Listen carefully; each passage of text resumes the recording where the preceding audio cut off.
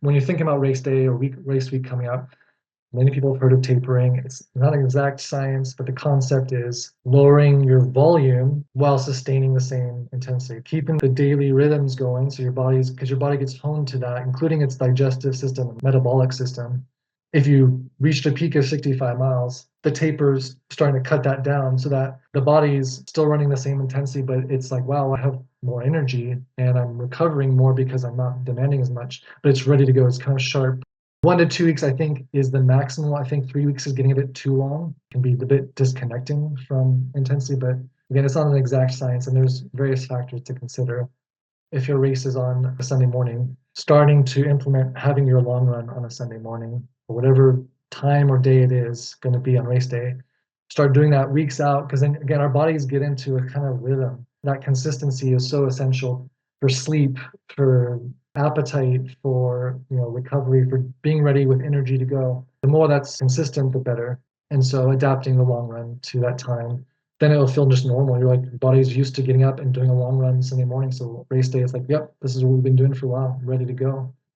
Carb loading, again, is not an exact science, but the principle of it is that when you're assuming you need to be increasing the calories when you're increasing the miles to fuel yourself. Once you start tapering, you're continuing to consume the same amount of calories, but because you're not doing as many miles, the theory is that, especially the final week or final 3 to 4 days, you have a reserve because our bodies get so attuned to taking the energy from food, having it ready as muscle glycogen to use in running, that if it has excess, it's not just being wasted, it's there ready to go because that's what the body's been trained to. So the theory about it is the less mileage adds a little bit of reserve so that a race day you have that to power you on. You'll still need supplements like with energy gels or chews, but it's a principle. And you also have to know your digestion and what works well and be smart. Don't try new foods the days before. As I've said, routine is essential.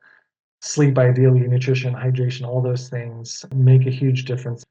The most common error I see with once it's race day itself, when going out, it's so easy with the adrenaline, excitement of the race, or the crowds. You want to get out of the crowds to go way too fast in the first mile or two, and then serious consequences result. So being really mindful of pacing begins by training that way, learning pacing and establishing the muscle memory.